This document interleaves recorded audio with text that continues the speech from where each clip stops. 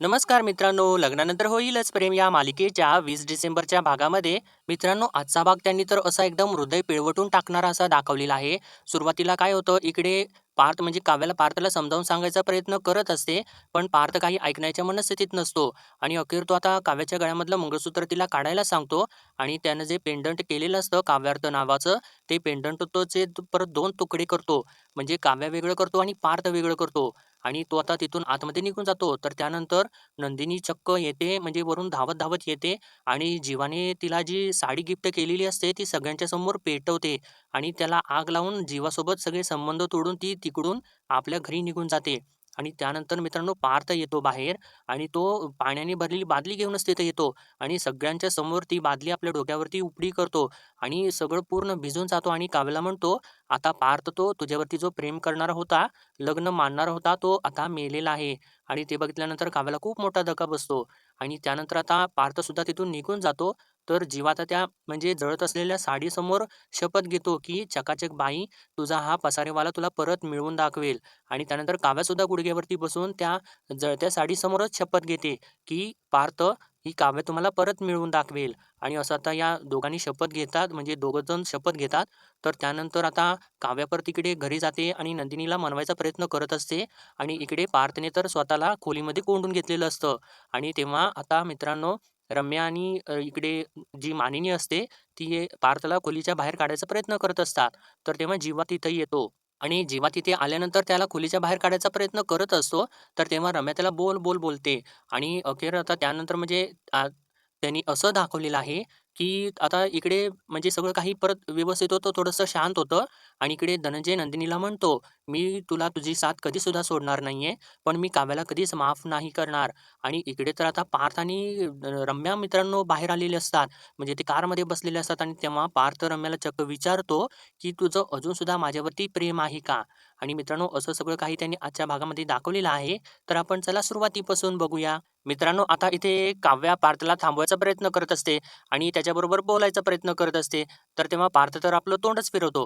तर तेव्हा अनिशा पुढे येते आणि पार्थला म्हणते, "जीजू, अहो जीजू असं नका ना करू. तुम्ही काव्याला कायम समजून घेत आलेला आहात ना. मग आता तिला काय सांगायचं आहे? एकदा ऐकून तरी घ्या ना. असं का करताय तुम्ही?" तर तेव्हा पार्थ तिला म्हणतो, "नाही, मी तर ना समजून घेता-घेता थकलेलो आहे आणि आता मला सहन होत नाहीये." आणि तो विक्रम आणि मानिनीला म्हणतो, "आई बाबा, मी काही दिवसांच्यासाठी बाहेर चाललेलो आहे." तर असं त्यानं म्हटल्यानंतर विक्रम आणि मानिनी पुढे येतात. तर मानिनी पार्थला म्हणते, "नाही, तू वेडा आहेस का? अरे, तू कुठे सुद्धा जाणार नाहीयेस." तर तेव्हा पार्थ म्हणतो, "नाही, आता मला इथे थांबवणार नाहीये." असं म्हणून तो चाललेला असतो. तर तेव्हा आता काव्या त्याच्या आडवी जाते आणि त्याला थांबवते आणि त्याला म्हणते, "नाही पार्थ, तुम्ही कुठे सुद्धा जायचं नाहीये आणि ऐका ना, तुम्ही झालं गेलं विसरून जा. हे सगळं काही विसरून आपण एक नवीन सुरुवात करूयात ना पार्थ, प्लीज." असं ती म्हणत असताना पार्थ तर तिच्याकडे बघतच नसतो. तर काव्या पुढे म्हणते, "अहो पार्थ, मी माझ्या मनाची पाटी कोरी करून तुमच्याकडे आलेली आहे." तर पार्थ म्हणतो, "तुमच्या मनाची पाटी कोरी झालेली आहे ना, मग त्यावरती तुम्ही कोणाचं सुद्धा नाव लिहू शकता आणि मला आता माझ्या कोणाशीही काहीही घेणं-देणं नाहीये. तुम्ही आता एक काम करा, तुम्ही सुद्धा जा बाबांच्या बरोबर." असं तो सांगितल्यानंतर काव्याला तर खूप मोठा धक्का बसतो आणि आता तो परत तिच्याबरोबर काही न बोलता तिथून निघून जात असतो. तर तेव्हा आता काव्या त्याचा हात पकडते आणि ती त्याला म्हणते, "नाही पार्थ, तुम्ही कुठे सुद्धा जाणार नाही आहात आणि मी तुम्हाला कुठे सुद्धा जाऊ देणार नाहीये देशमुख." असं ती बोलत असताना आता मात्र पार्थचे डोळे थोडेसे पाणावतात, पण तो थोडंसं रूडली तिच्यासोबत वागू लागतो. म्हणतो, "काव्या, तुम्ही हात सोडा माझा." तर तेव्हा काव्या त्याला म्हणत असते, "नाही, नाही देशमुख, मी तुमचा हात नाही सोडणार." तर पार्थ अखेर आता तिचा हात खेचून बाजूला सोडवतो आणि "हात सोडा" असं तिच्यावरती जोराने ओरडतो. तर तेव्हा आता इकडे त्या गोष्टीचा सर्व काही इकडे आता म्हणजे तिच्या मनासारखं होत नसतं. रम्याला त्या गोष्टीचा त्रास होऊ लागतो. ती म्हणते, "किती सांगतोय पार्थ जा, जा म्हणून, तर ही काही जात नाहीये." तर वसुसुद्धा लगेच तिचीच बाजू घेऊ लागते. रम्याला म्हणते, "हो की समजतच नाहीये हिला काही. जा की बाई एकदाची निघून इथून." असं ती बोलत असते आणि आता इकडे पार्थ परत तिथून चाललेला असतो. तर तेव्हा काव्या आता खरोखर म्हणजे रडू लागते आणि ती हातच जोडते त्याच्यासमोर. म्हणते, "पार्थ प्लीज, मी तुमच्यासमोर हात जोडून विनंती करतेय. नका ना जाऊ कुठे आणि प्लीज नका असं करू. आणि कुठे जाणार आहे तुम्ही? आणि तुम्ही जाऊच तरी कसं शकता? कसं सांगा ना? आणि हे बघा ना, माझ्या गळ्यामध्ये काय आहे बघा ना. हे तुम्हीच तयार केलेलं नाव आहे ना? हे तुम्हीच तयार केलेलं मंगळसूत्र आहे ना? आणि याला काहीतरी अर्थ आहे ना देशमुख?" आपण वेगळं व्हायला एकत्र नाही आलेलो देशमुख. हे तुमच्या लक्षात येतंय का? आणि प्लीज. तर तेव्हा पार्थ तिला म्हणतो, "आपण वेगळं व्हायला एकत्र जरी नसलो आलो ना, तरीसुद्धा तुम्ही ऐकलं असतं का हे? मला हे तुमच्या तोंडून बोललेलं ऐकलेलं आवडलं असतं. पण आता असं वाटतंय मला, की कोणीतरी माझ्यावरती ॲसिड फेकून मारलेलं आहे." आणि असं त्यानं म्हटल्यानंतर आता इकडे रम्या आणि वसू तर हसू लागतात. तर पार्थ म्हणतो, "ते मी बनवलेलं आहे ना, ते द्या इकडे, माझ्याकडे द्या. काढून द्या माझ्याकडे. आणि ते तुमच्या गळ्यामध्ये मला बघवत नाहीये, द्या इकडे." असं त्याने म्हटल्यानंतर इकडे काव्याला तर खूप मोठा धक्का बसतो आणि ती पार्थला म्हणत असते, "देशमुख, तुम्ही असं कसं बोलू शकता?" आणि ती पूर्ण आतनं हालून गेलेली असते. तर तेव्हा पार्थ परत तिला म्हणतो, "द्या इकडं ते काव्या द्या." तर तेव्हा काव्या नाही, नाही असं म्हणत असते. तर पार्थ तिच्यावरती जोराने ओरडतो, "आय सेड द्या." असं म्हटल्यानंतर सगळ्यांना धक्का बसतो. तरीसुद्धा अजून काव्या नाही म्हणत असते आणि मानिनी सुद्धा पार्थला अडवायचा प्रयत्न करत असते. तर तेव्हा पार्थ मानिनीला हात करतो आणि आता इकडे काव्या रडत-रडत म्हणजे नाईलाजास्तव तिच्या मनात नसताना सुद्धा ते पेंडंट म्हणजे ते मंगळसूत्र जे पार्थनेच बनवलेलं असतं तिच्यासाठी ते काढते आणि रडत-रडत ते काढून पार्थच्या हातावरती ठेवते. आणि तेव्हा पार्थला सुद्धा त्या गोष्टीचा त्रास होत असतो. पण पार्थ असं का करत असतो कोणाला माहिती. त्याच्या मनाविरुद्ध असतं आणि तो ते करत असतो. आणि त्यानंतर आता तो ते पेंडंट काढून घेतो आणि ते मंगळसूत्र राहिलेलं असतं ते काव्याच्या हातात परत देतो आणि तेव्हा त्याच्या डोळ्यामधून खूप पाणी येत असतं आणि त्यानंतर चक्क मित्रांनो आता पार्थ ते पेंडंट मधून तोडून टाकतो आणि काव्या आणि पार्थ वेगळं करून टाकतो आणि तो परत आता काव्याला ते दाखवतो आणि ते बघत असताना इकडे काव्याला तर खूप मोठा धक्का बसतो आणि ती पूर्ती आतून हालून गेलेली असते आणि तेव्हा इकडे सर्वांनाच त्या गोष्टीचा धक्का बसतो. तर पार्थ आता ते पेंडंट खाली फेकून देतो आणि त्यानंतर तो चाललेला असतो. तर काव्या आता ते पेंडंट परत उचलून आपल्या हातामध्ये घेते आणि ते पेंडंट आता ती परत जोडायचा प्रयत्न करू लागते.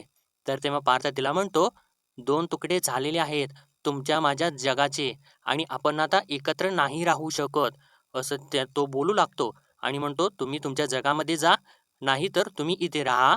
मी निघून जातो." असं त्यानं बोलल्यानंतर काव्य तर धक्क्यानेच त्याच्याकडे बघत असते आणि अखेर आता पार्थ तिथून निघून जातो आणि तो निघून गेल्यानंतर काव्य तर तशीच थक्क होऊन त्याच्याकडे बघत असते आणि तेव्हा विक्रम आणि मानिनी त्याला अडवायचा प्रयत्न करतात खरे, पण पार्थ काही थांबत नाही आणि तो निघून त्याच्या खोलीमध्ये जातो.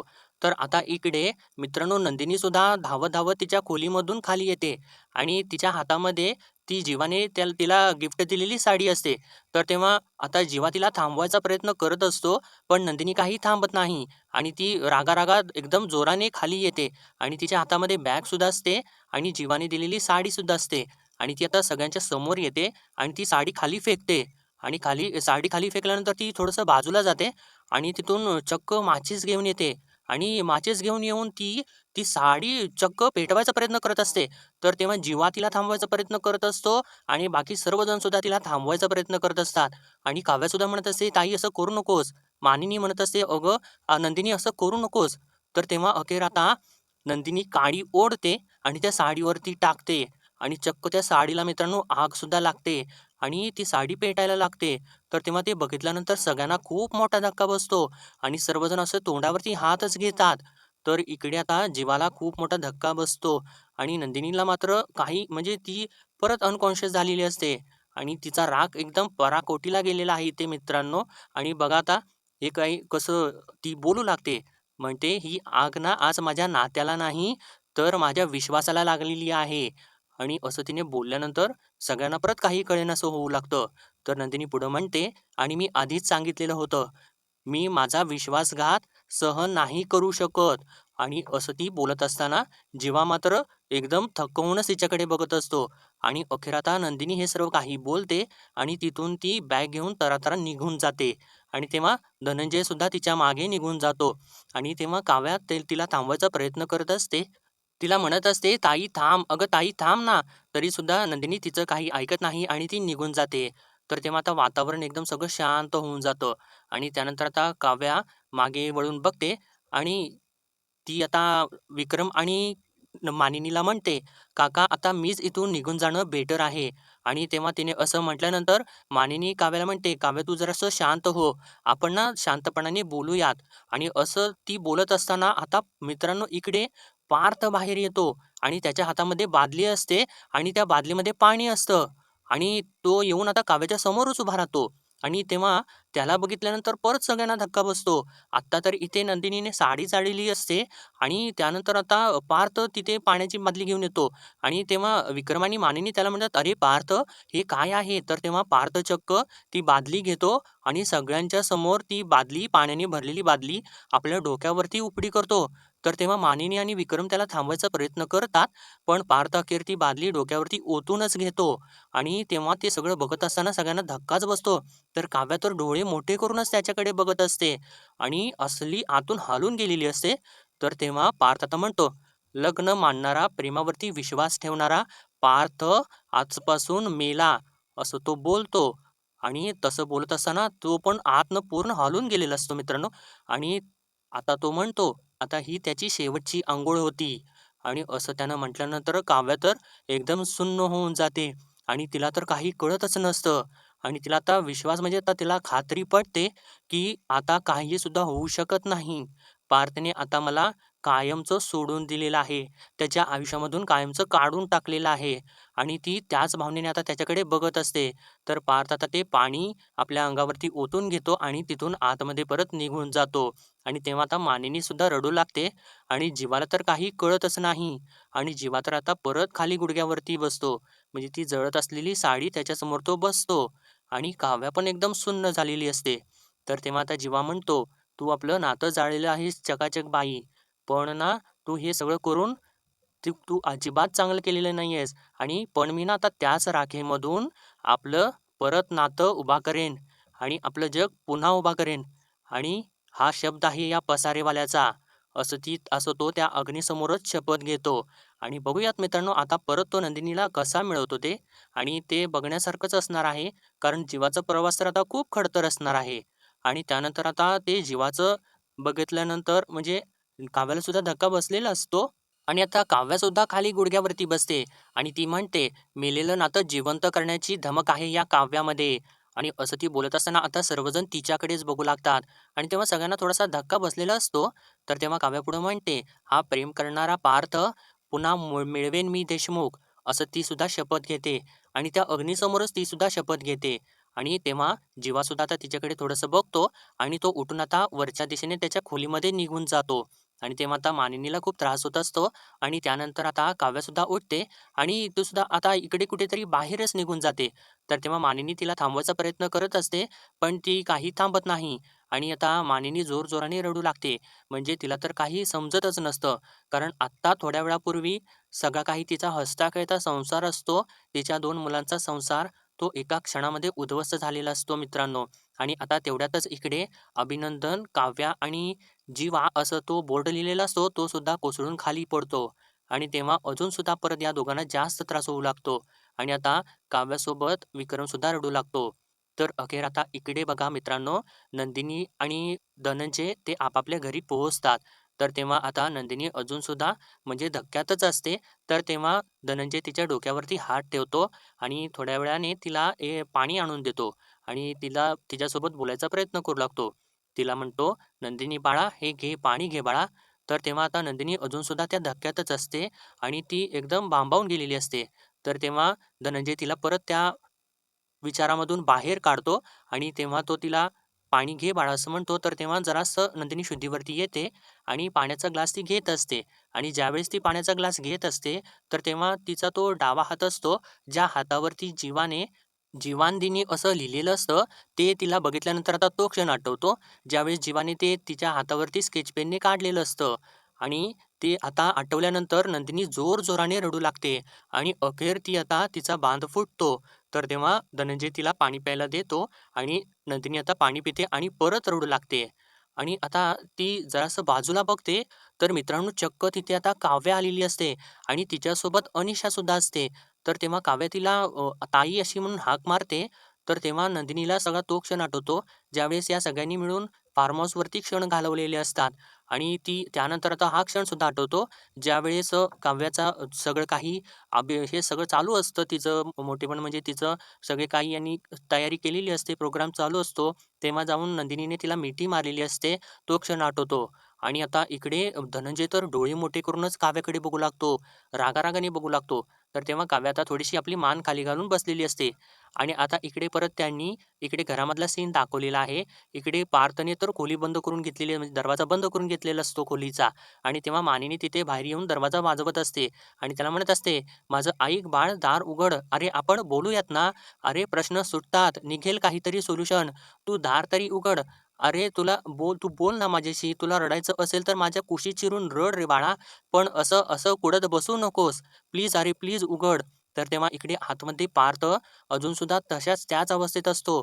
त्याने जसं म्हणजे डोक्यावरती पाणी ओतून घेतलेलं असतं आणि तो अजून त्याच कपड्यांमध्ये असतो, तसाच ओला असतो आणि तसाच तो बेडच्या तिथं शेजारी टेकून असं तोंड खाली घालून बसलेला असतो आणि तेव्हा आता तो आतमध्ये काकडत सुद्धा असतो आणि इकडे बाहेर मानिनी त्याला दरवाजा वाजवून परत त्याला बाहेर बोलवायचा प्रयत्न करत असते आणि "दार उघड पार्थ, दार उघड" असं म्हणत असते.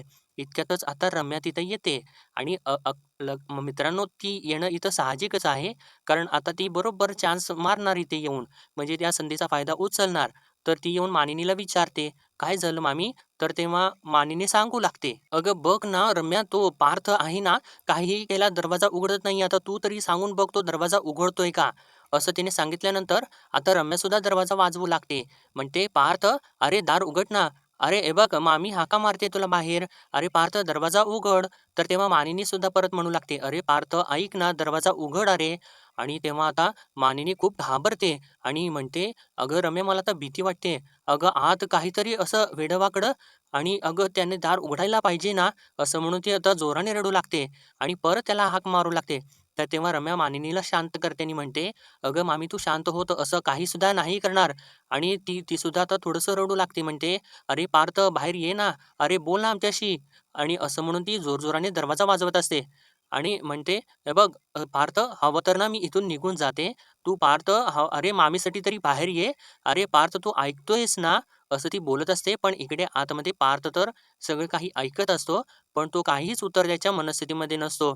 तर तेव्हा रम्या त्याला म्हणते, "अरे पार्थ असं कोंडून घेऊन प्रश्न सुटणार आहेत का पार्थ? प्लीज अरे बाहेर ये पार्थ. प्लीज दरवाजा उघड पार्थ." तर तेव्हा मानिनी आता जोरजोराने रडू लागते. म्हणते, "अगं रम्या मला खरंच भीती वाटते. अगं तो खरंच काही करून घेणार नाहीये ना?" तर तेव्हा आता रम्या तिला जवळ घेते आपल्या आणि तिला शांत करू लागते आणि ती सुद्धा आता रडत असते आणि तिला सुद्धा खूप त्रास होत असतो. तर इकडे पार्थ अजून सुद्धा आतमध्ये तसाच बसून असतो आणि त्याला आता थंडी वाजू लागते म्हणजे तो काकडत असतो. कारण त्याने पाणी तर अंगावरती ओतून घेतलेलं असतं आणि तो तसाच असतो. तर आता इकडे बघा घरी मित्रांनो, इकडे आता आरुषी आणि काव्या घरी आलेल्या असतात आणि तेव्हा काव्या आता धावत-धावत नंदिनीजवळ जाऊन गुडघ्यावरती खाली बसते आणि ती तिच्यासोबत बोलायचा प्रयत्न करत असते. तर तेव्हा धनंजय मात्र रागाला आलेला असतो आणि तो तिला बोलणार असतो तेव्हा इकडून मागून आरुषी त्याला थांबवते आणि काही करू नका असा इशारा करते. तर तेव्हा आता धनंजय तसाच थांबतो. तर तेव्हा काव्या आता नंदिनीला म्हणू लागते, "ताई अगं तू हवं तर भांड माझ्यासोबत. बोल, बोल मला काहीतरी बोल. हे बघ तू एक काम कर, तू ना कानाखाली मार माझ्या, हवं तर तुझ्या हाताने कानाखाली मार." असं म्हणून ती तिचा हात घेत असते. तर तेव्हा नंदिनी म्हणते, "आरुषी, आई कधी आली? आणि येणार नसेल ना तर तसं सांग. आणि आई येणार नसेल ना तर तसं मला सांग. मला स्वयंपाकाची तयारी करायची आहे." असं म्हणून ती तिथून उठते आणि ती काव्याशी काही बोलतच नसते. तर तेव्हा आरुषी सुद्धा तिला बोलायचा प्रयत्न करत असते. तर तेव्हा काव्य तिला परत खाली बसवते आणि तिला म्हणते, "ताई थांब ना, तू असं नको ना करूस. अगं एकदा बघ ना तुझ्या काव्याकडे बघ ना ताई.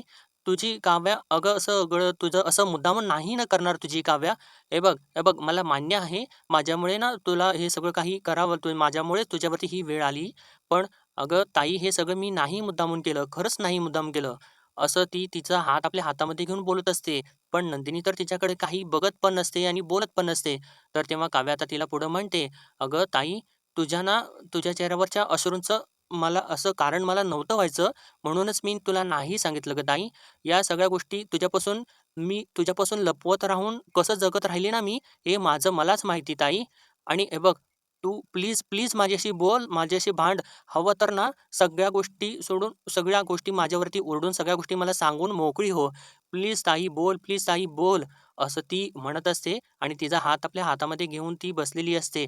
पण नंदिनीने तर तिच्यासोबत अबोलाच धरलेला असतो मित्रांनो. तर आता इकडे बघा जीवाला आता काही कळेनासं झालेलं असतं आणि तो इकडे-तिकडे सारखा फिरत असतो खोलीमध्ये आणि त्यानंतर आता तो परत इकडे-तिकडे फिरून काही त्याला सहन होत नाही म्हटल्यानंतर खुर्चीवरती बसून जातो. तर तेव्हा आता परत इकडे त्यांनी सीन दाखवलेला आहे. काव्य आता परत नंदिनीला समजावून सांगायचा प्रयत्न करत असते. "ताई तू असं नको ना करूस. प्लीज बोल ना माझ्याकडे, बघ तरी माझ्याकडे." तर तेव्हा आता ती काही बोलतच नाही आणि तशीच राहिलेली असते. तर आता इकडे परत त्यांनी घरामधला सीन दाखवलेला आहे. इकडे आता जीवा बसलेला असतो आणि तेव्हा आता त्याला जीवा, जीवा असं हाक मारलेला आवाज येऊ लागतो आणि तेव्हा आता जीवा म्हणजे नंदिनीचा आवाज त्याला येतो आणि त्याला भास झालेला असतो आणि तो उठतो आणि बाहेर दरवाजामध्ये जाऊन बघतो तर तिथे कोणीच नसतं आणि तो आता परत इकडे म्हणजे त्याचा हिरमूड झाल्यामुळे परत आणि आतल्या बाजूला वळतो. तर इकडे काव्या परत अजून तिचे प्रयत्न चालूच ठेवते आणि ती रडत-रडत नंदिनीला म्हणत असते, "अगं ताई बोल ना, प्लीज बोल ना." असं ती म्हणत असताना आता मित्रांनो, इतक्यातच नंदिनीच्या हातामध्ये जे ट्विन्स घड्याळ असतं, जे तिने जीवाला गिफ्ट एक केलेलं असतं आणि एक तिच्याकडे असतं, तर ते घड्याळ अचानकपणे वाजू लागतं आणि ते घड्याळ वाजायला लागल्यानंतर नंदिनी त्या घड्याळाकडे बघू लागते आणि तेव्हाच आता यावेळेस इकडे जीवाच्या म्हणजे हातावरचं घड्याळसुद्धा वाजू लागतं. आणि इकडे जीवाच्या हातावरचा घड्याळ वाजल्यानंतर जीवा तर खूपच खुश होतो आणि तो म्हणतो, "घड्याळ वाजलं म्हणजे याचा अर्थ नंदिनी मला मिस करतेय. अरे वाह! खूपच चांगली गोष्ट आहे ही आणि नंदिनी मला मिस करते आणि मला आत्ताच्या आत्ता तिला भेटायला गेलं पाहिजे आणि जाऊन तिच्यासोबत बोललं पाहिजे. ती मला नक्कीच माफ करेल." असं म्हणून तो आता गडबडीने तिथून खाली येऊ लागतो आणि तो खूप खुश झालेला असतो. तर इकडे खाली आता म्हणजे मानिनी आणि रम्या अजूनसुद्धा पार्थच्या खोलीच्या दरवाजाच्या बाहेर असतातच आणि त्या दोघीसुद्धा त्याला बाहेर यायसाठी रिक्वेस्ट करत असतात. त्याला म्हणत असतात, "अरे पार्थ, ऐक ना पार्थ, दरवाजा उघड ना पार्थ." आणि आता जीवा खाली आल्यानंतर ते बघतो आणि म्हणतो, "अगं आई, हे काय झालं काय? काय काय असं का तुम्ही दादाच्या रूमपाशी का उभे आहात?" तर तेव्हा असं त्याने म्हटल्यानंतर रम्या त्याला त्याला बोलू लागते. म्हणते, "अरे जीवा, हे तू बोलतोयस? अरे तुझ्यामुळे आणि त्या काव्यामुळे पार्थने स्वतःला आतमध्ये कोंडून घेतलेला आहे. अरे मी आणि मामी कधीपासून त्याला हाका मारतोय, पण तो काही रिस्पॉन्सच देत नाहीये." तर तेव्हा जीवा म्हणतो, "काय, काय बोलतेस काय? थांब, थांब मी बाबांना बोलावून घेऊन येतो." असं म्हणून तो चाललेला असतो. तर तेव्हा मानिनी त्याला थांबवते आणि म्हणते, "अरे बाबा नाहीयेत आणि तू त्यांना कशासाठी बोलवतोयस? अरे पिहूला बरं नाहीये, तिला ताप चढलेला आहे म्हणून ते तिला डॉक्टरांच्याकडे घेऊन गेलेले आहेत." असं ती रडत-रडतच त्याच्यासोबत बोलत असतो. तर तेव्हा जीवा आता वैतागतो आणि म्हणतो, "अगं इतका वेळ मग तू मला का नाही बोलवलंस? 1 मिनिट बाजूला हो, मी बघतो." असं म्हणून तो दरवाजा उघडायचा प्रयत्न करत असतो. तर तेव्हा रम्या त्याला ढकलतेच बाजूला आणि त्याला खेचत घेऊन बाजूला घेऊन जाते आणि म्हणते, "अरे बास कर आता, बास झाली नाटकं तुझी." असं त्याच्यावरती ओरडते आणि म्हणते, "अरे पार्थबद्दल तुला काळजी वाटते ना? हा दिखावा तर तू अजिबात करू नकोस. अरे एकदा तरी तू तुझ्या भावाचा विचार केलेला आहेस का? आणि पार्थने या घरामध्ये सगळ्यात जास्त जीव कोणाला लावला सांग ना? कोणाला लावला? तुला लावला आणि त्या काव्याला सुद्धा लावला आणि तुम्हीच दोघांनी त्या बिचाऱ्याला आयुष्यभराची जखम दिलेली आहे." असं ती बोल-बोल त्याला बोलत असते. आणि ती पुढं म्हणते, "त्याच्या सगळ्या भावना तुम्ही दोघांनी चिरडून टाकलेल्या आहेत आणि थांब तू अजिबात पुढे जाऊ नकोस आणि काही बोलू सुद्धा नकोस. कारण या सगळ्यासाठी एक वेळ पार्थ तुम्हाला माफ करेल, पण या घरामधलं इतर कोणीही तुम्हाला कधीच माफ करणार नाही." असं ती बोट करून त्याला म्हणत असते. तर तेव्हा आता मानिनी मात्र दरवाजाच्या जवळच उभी असते आणि ती मात्र जीवाला काही बोलत नाही आणि इकडे आता रम्याने असं त्याला बोलल्यानंतर जीवाला तर खूप मोठा धक्का बसतो मित्रांनो. आणि तो धक्क्यानेच तिच्याकडे बघत असतो. तर आजच्या भागामध्ये एवढंच आणि पुढील भागामध्ये आपण पाहणार आहोत, इकडे मानिनी अजून सुद्धा प्रयत्न करत असते. पार्थला "दरवाजा उघड, दरवाजा उघड. अरे ऐक ना, आम्ही सगळे इथेच आहोत, दार उघड." असं ती म्हणत असते. तर आता रम्या अजून सुद्धा जीवाला बोलतच असते. ती म्हणते, "जर तुझ्यामुळे जर काही झालं ना पार्थला, तर मी तुला सोडणार नाही जीवा." अशी ती त्याला धमकीच देते. आणि इकडे घरामध्ये सुद्धा म्हणजे धनंजय आणि नंदिनी बोलत असतात. तर तेव्हा धनंजय नंदिनीला म्हणतो, "मी तुझी साथ कधीसुद्धा सोडणार नाहीये नंदिनी आणि बाकी त्या काव्याला मी कधी माफसुद्धा करणार नाही." असं तो तिच्यासोबत बोलत असतो. आणि त्यानंतर मित्रांनो चक्क आता इकडे त्यांनी असा सीन दाखवलेला आहे, की इकडे रम्या आणि पार्थ बाहेर आलेले असतात आणि ते कारमध्ये बसलेले असतात. तर तेव्हा रम्या पार्थला म्हणत असते, "तू मला तुझी मैत्रीण मानतोस ना? मग तुझ्या मनामध्ये जे काही असेल ना, ते माझ्यासोबत मनमोकळेपणाने बोल." तर तेव्हा पार्थ चक्क तिला म्हणतो, "रम्या तुझं अजूनही आजपर्यंत माझ्यावरती प्रेम आहे का?" आणि असं त्याने बोलल्यानंतर रम्याला तर तेच हवं असतं आणि पार्थ मित्रांनो असं का विचारतो? म्हणजे आता बहुतेक तो काही काव्याला सोडून रम्याबरोबर लग्न करायचा विचार करत असतो की काय माहिती नाही. पण तो सीरियस मात्र असतो.